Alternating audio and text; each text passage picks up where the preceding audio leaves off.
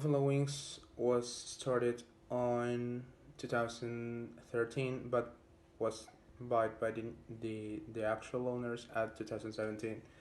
It all came into good opportunities for the actual owners to buy the restaurant because the past owners hadn't make any increase in their sales. They didn't make something that could establish them into a good restaurant that could improve themselves into the market. So at some point they had to sell the franchise because they were going into bankrupt. So at the start, the new owners make some strict changes that were really meant to restart and rebuild all the stuff the past owners were doing bad and were doesn't given a good structure. We had firstly the general goals. General goals, as many of the general objectives that we probably could imagine to develop into a restaurant. We have the focus of opening a new branches in the main cities of Peru, so this could take into account the market studies previously carried on to know how we could make these improvements and reach out how could we make even this increase of market value with a consistent one. So developing this idea, we had three specific goals. The first one is reopening the first restaurant that we built as we buy the company at 2017, and then trying to structure a lot of fan base into this restaurant to make the improvements, give it into a whole new year. Now I'm going to explain about the next point, which is pestle analysis in English. First, political of instability and compression of powers. Due to all the political controversy that we are going through, companies and micro enterprises are in decline, and citizen security too, because they have seen dangerous marches or parades. Second, policy tax. Adoption of tax policy measures like IGB and IR. Economic. First, economic recovery after the pandemic. The economic crisis, GDP, banking system interest rate, and levels of investment. Second, increase in inflation. Slowdown in GDP growth. The BCRP estimates that by the end of this year it will be 7%. Third one, exchange rate. Increase in the last month about 4%. Social. First, quality perception. Increased consumer demand for the quality price given the growth of the gastronomic offer. Second, company interest in topics of the category. Increased positioning of gastronomy Peruvian. Technological. First, social networks. Social networks as a means of communicating with your customers. Second, research and development. High level of research in new inputs and gastronomy fashions. Ecological. First, transgenic products. Greater care by the population in consume transgenic products. And second, the biodiversity. Greater interest in preserving the country's biodiversity. The last one is legal. The first is license and permissions. Certifications for the opening a restaurant. Second, requirements of security.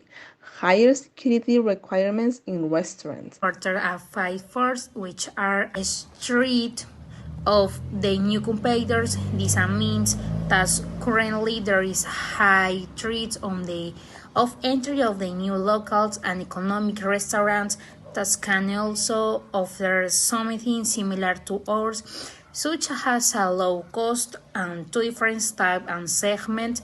The rivalry is attached are the several direct rivals in the district, and although their products is somewhat similar to ours, we also have a competitors that sell a line that generates more profit for them.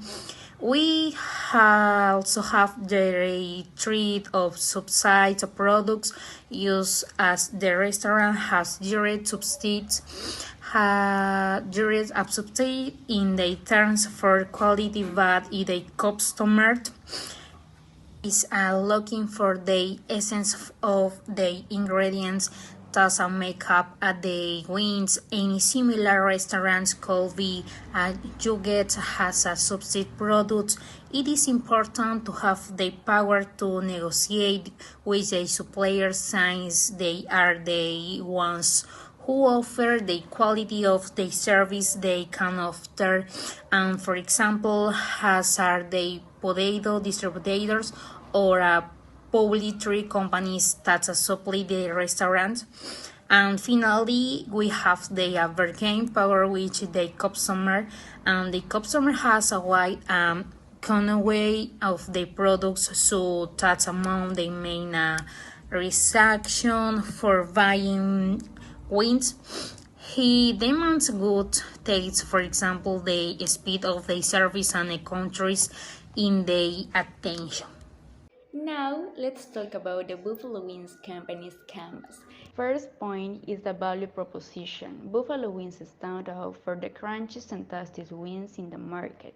Buffalo Wings has a wide variety of flavors and even exclusive flavors. Another important point is the key partners. Buffalo Wings has some loyal suppliers who provide them with chicken, tomatoes, and other vegetables and beverage. And finally, we will talk about customer segmentation.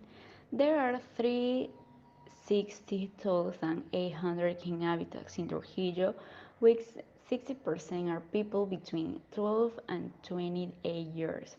Buffalo Wings products are aimed at people in A, B, and C socio-economic levels in this range of age.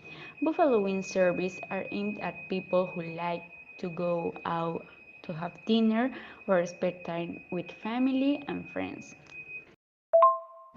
And finally, we will talk about customer segmentation. There are 360,800 inhabitants in Trujillo, with 60% are people between 20 and 59 years.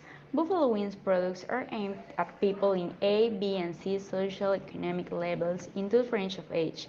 Buffalo Wings service are aimed at people who like to go out to have dinner or spend time with family or friends. So now we'd like to continue with the revenue streams. Buffalo Wings offers as a main source of income wings and also many appetizers and beverages. Also, I would like to add that main method of payment, which is Jape, Bling, card, or cash. All of them are available to in order to pay your order, and basically that. Thank you.